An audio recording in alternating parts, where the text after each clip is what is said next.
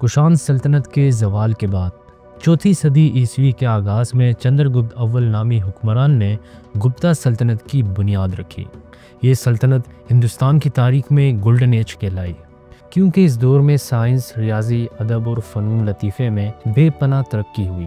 اس کے دارالحکومت کا نام پٹالی پترا تھا، جو کہ آج کے دور میں پٹنہ بہار ہے۔ چندرا گپت دوم یعنی 413-375 عیسوی کا دور آیا تو گپتا سلطنت اپنی بلندی پر پہنچ گئی۔ اس کا دائرہ شمالی ہندوستان کے بڑے حصے تک پھیل چکا تھا، جس میں آج کا پاکستان، بنگلہ دیش اور نیپال بھی شامل تھا۔ گپتا دور میں گلگت بلتستان کو ایک خاص مقام حاصل تھا۔ یہ خطہ وسطی ایشیا اور چین کو برصغیر سے جوڑنے والے تجارتی راستوں کا اہم مرکز تھا، اور اس میں گلگت بلتستان کا کردار نمایاں تھا۔ بدھ مت بھی اسی علاقے میں خوب پروان چڑھا، اور اسی کے اسٹوپا اور مجسمے گپتا فن تعمیر سے متاثر تھے۔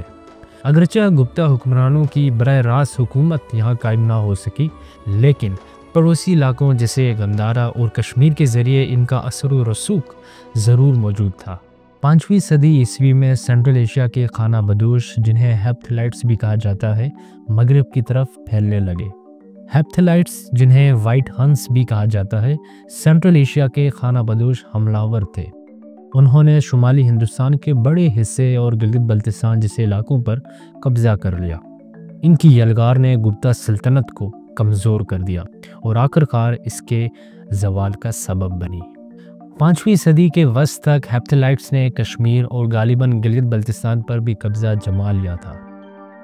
ان کے لیے یہ علاقہ تجارتی راستوں اور فوجی حکمت عملی کے لحاظ سے نہایت اہم تھا۔